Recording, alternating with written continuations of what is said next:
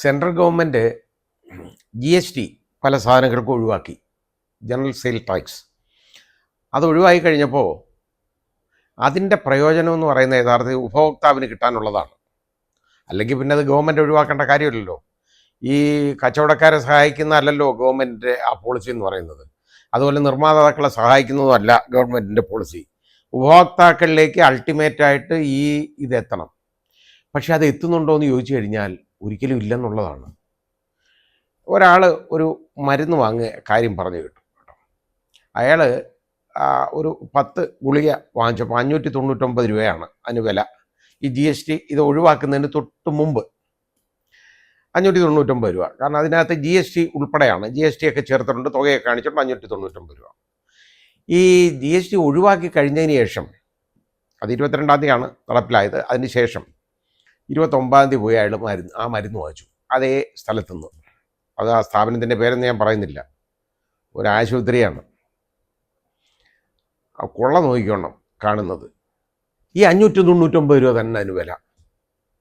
അപ്പോൾ അയാൾ വീട്ടിൽ കൊണ്ടുവന്ന് ബില്ല് ചോദിച്ചു, നോക്കി പരിശോധിച്ചപ്പോൾ അയാൾ നോക്കിയപ്പോൾ എന്തെന്നറിയോ, അയാൾ പറഞ്ഞു ഇത് GSTക്ക് മുമ്പ്. അന്നേരമാണ് അയാൾ നോക്കുന്നത്. ആദ്യത്തെ വില അയാൾ മറന്നുപോയി. ആദ്യത്തെ ബില്ലും ഇതും കൂടെ കമ്പയർ ചെയ്തപ്പോൾ വില ഒന്ന്. പിന്നെ ഇതുമായിട്ട് നേരെ അവിടെ ചെന്നു, ആ സ്ഥാപനത്തിൽ ചെന്നു, ചോദിച്ചു ഇതെന്താ ഇങ്ങനെ വില, GST ഒഴിവാക്കുമ്പോൾ വില കുറയേണ്ടതല്ലേ, അപ്പോൾ ആ വില കുറച്ചത് ഞങ്ങൾക്ക് കിട്ടാനുള്ളതല്ലേ എന്ന് ചോദിച്ചു. അത് GST എടുത്തിട്ടില്ല. സംഭവം എന്ന് അറിയാം, അന്നേരം ആ ബില്ല് നോക്കുന്നത്. അപ്പോൾ GST അധികം എടുത്തിട്ടില്ല. നേരത്തെ GST എടുത്തിട്ടുള്ള വിലയാണ് ഈ 599. പക്ഷെ ഇപ്പോൾ GST എടുക്കാതെ 599 ആക്കി. മനസ്സിലായില്ലേ? അതായത് യവന്മാർ മോഷ്ടിക്കാനായിട്ടും കക്കാനായിട്ടുമാണ് ഇത് ഉപയോഗിക്കുന്നത്. ഇതുപോലാണ് ഒരുപാട് നിർമ്മാതാക്കൾ. ഒരു വലിയ കമ്പനിയുടെ ടൂത്ത് പേസ്റ്റ്, അത് ടൂത്ത് പേസ്റ്റ് നമ്മളൊക്കെ ഉപയോഗിക്കുന്നതാണ് സ്ഥിരമായിട്ട്, സാധാരണ എല്ലാവരും ഉപയോഗിക്കുന്ന ഒരു ടൂത്ത് പേസ്റ്റ് എന്നേ ഞാൻ പറയുന്നുള്ളൂ. അതിനെ ഞാൻ ഇടിച്ചു കാത്തുനിന്ന് വേണ്ട. അതൊരെണ്ണം 76 രൂപയായിരുന്നു വില GSTക്ക്. അതായത് ഉള്ള സമയത്ത് 76 രൂപ. അതിൻ്റെ GST കുറച്ച് 5% ആക്കി കഴിഞ്ഞപ്പോൾ യഥാർത്ഥത്തിൽ അതിന് വില വരേണ്ടത് എത്രയെന്ന് അറിയാം, 68 രൂപയാണ് വില വരേണ്ടത്. പക്ഷേ ഇതിന് കമ്പനി ഇപ്പം അതങ്ങ് അടിച്ചു, വില അങ്ങ് അടിച്ചു 70 രൂപ എന്ന് പറഞ്ഞാൽ 2 രൂപ കൊണ്ട് പിടിച്ചു പറിക്കാൻ. മനസ്സിലായില്ല? അപ്പോൾ അത് സെൻട്രൽ ഗവൺമെൻറ് ഈ സാധാരണക്കാരിലേക്കും, അതായത് പാവങ്ങളിലേക്കും, അതായത് ഉപഭോക്താക്കളിലേക്കും എത്തേണ്ട ഈ പണം ഇതുപോലെ എത്താതാക്കുകയാണ് ഈ കമ്പനികൾ പോലും. വലിയ കുത്തക കമ്പനിയാണ്. അവന്മാർ ചെയ്ത പണിയാണിത്. ഞാൻ പറഞ്ഞേ 2 രൂപ വെച്ച് അങ്ങ് എടുക്കും, ഒരു കുഴപ്പമില്ല. ഇത് ഓർക്കുമ്പോൾ എനിക്ക് ഓർമ്മ വരുന്ന, പണ്ട് ഒരു വലിയ തട്ടിപ്പ് നടന്നതാണ്. ഒരു ബാങ്കിൽ വളരെ വളരെ വളരെ പ്രാമുഖ്യമുള്ള ഒരു ബാങ്ക്. എല്ലാ അക്കൗണ്ടിൽ നിന്നും കേട്ടോ ഓരോ രൂപ ഇത് പിടിച്ചു പറിക്കുന്ന ഒരു ആപ്പ് ഉണ്ടാക്കി ഒരുത്തൻ. അപ്പോൾ അവനത് നോക്കുമ്പോൾ അവൻ്റെ അക്കൗണ്ടിലേക്ക് 1 രൂപ വരും.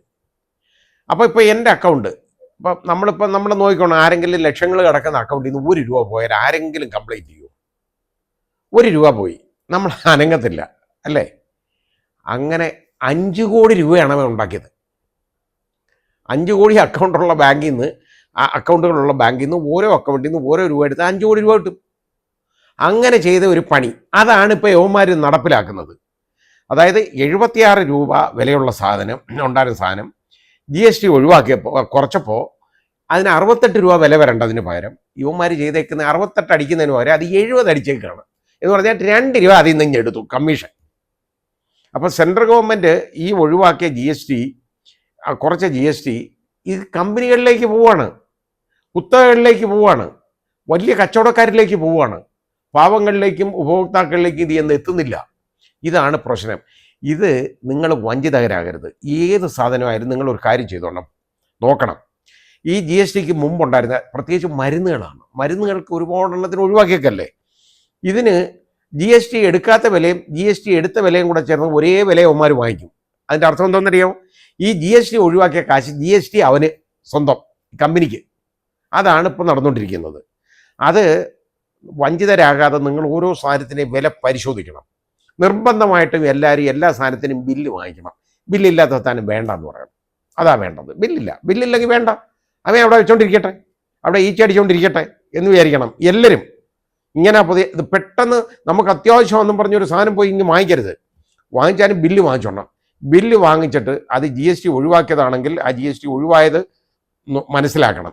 അതിന് നേരത്തെയുള്ള വിലയുണ്ടല്ലോ, വല്ല മാർഗം ഉണ്ടെങ്കിൽ അത് പരിശോധിക്കണം. സ്ഥിരമായിട്ട് മരുന്ന് വാങ്ങിക്കുന്നവർക്ക് അത് എളുപ്പമാണ്.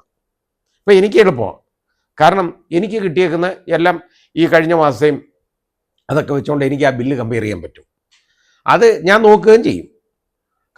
ഇതിപ്പോൾ എനിക്ക് ആ മരുന്നിൻ്റെ പണം എനിക്ക് കിട്ടുന്നത് പൊതു ഖജനാവിൽ നിന്നാണ്. പക്ഷേ അതിലായാലും ശരി, ഒരു രൂപയും ഒരു പൈസ അതിനകത്ത് കൂട്ടാൻ ഞാൻ സമ്മതിക്കത്തില്ല. മാത്രമല്ല, ഞാനത് വാങ്ങുന്നത് പോലും യഥാർത്ഥത്തിൽ ഈ ഒന്നിൽ സേവന അല്ലെങ്കിൽ അതിലും അല്പം കൂടെ വില കുറച്ച് ഇപ്പോൾ ആസ്ട്ര തരുന്നുണ്ട്, ഒരു സ്കീമുണ്ട്, അതിൽ നിന്ന് വാങ്ങിക്കും. എനിക്ക് എവിടെ നിന്ന് വാങ്ങണമെങ്കിലും വാങ്ങിക്കാം, എത്ര രൂപ ചോദിച്ചാലും ആയാലും പ്രശ്നമില്ല. പക്ഷെ ഞാൻ ചെയ്യാറില്ല, കാരണം പൊതുജനങ്ങളുടെ പൈസയാണ്. അപ്പം ഞാൻ ഇതുവരെ ചെയ്ത സേവനത്തിന് എനിക്ക് കിട്ടുന്നതാണത്. അപ്പോൾ അതുകൊണ്ട് ഞാനിതൊരിക്കലും നഷ്ടപ്പെടുത്താറില്ല എന്ന് പറഞ്ഞ പോലെ അത് ഞാൻ അതിന് തയ്യാറല്ല. നിങ്ങളെല്ലാവരും എല്ലാവരും ഒന്ന് കരുതി കൂട്ടിയിരിക്കണം. ഇതുപോലെ മരുന്നായാലും ഇതുപോലെ ഏത് സാധനമായാലും ശരി, നേരത്തെയുള്ള വില കമ്പയർ ചെയ്യാൻ പറ്റുമെങ്കിൽ അതുമായിട്ടൊന്ന് നോക്കണം. യവന്മാർ GST ഒഴിവാക്കി കഴിഞ്ഞപ്പോൾ ചെയ്യുന്ന പണി എന്ന് പറഞ്ഞു കഴിഞ്ഞാൽ ആ പണം കൂടെ യവന്മാരെടുക്കും. GST കുറച്ചപ്പോൾ ആ കുറച്ചതിൻ്റെ ബെനിഫിറ്റിൽ നിന്ന് ഒരു ശകലം യവന്മാരെടുക്കും. അങ്ങനെ വേണ്ട. GST ഒഴിവാക്കി കഴിഞ്ഞാൽ പഴയ വിലയിൽ നിന്ന് ഇത്ര രൂപ നമ്മൾ കണക്കാക്കി എടുക്കണം. അതനുസരിച്ച് ആ വിലയെ കൊടുക്കാവുള്ളൂ, അല്ലെങ്കിൽ അതിന് കംപ്ലൈൻറ്റ് ചെയ്യണം. ഇപ്പോൾ ഈ ടൂത്ത് പേസ്റ്റിനെതിരെ യഥാർത്ഥത്തിൽ കംപ്ലൈൻറ്റ് ചെയ്യേണ്ടതാണ്, കാരണം ഇത് വലിയൊരു കമ്പനിയാണ്. അപ്പോൾ ഇവന്മാർ ഈ 2 രൂപ മോഷിക്കുന്ന കണ്ടോ ആളുകളായി നിന്ന്.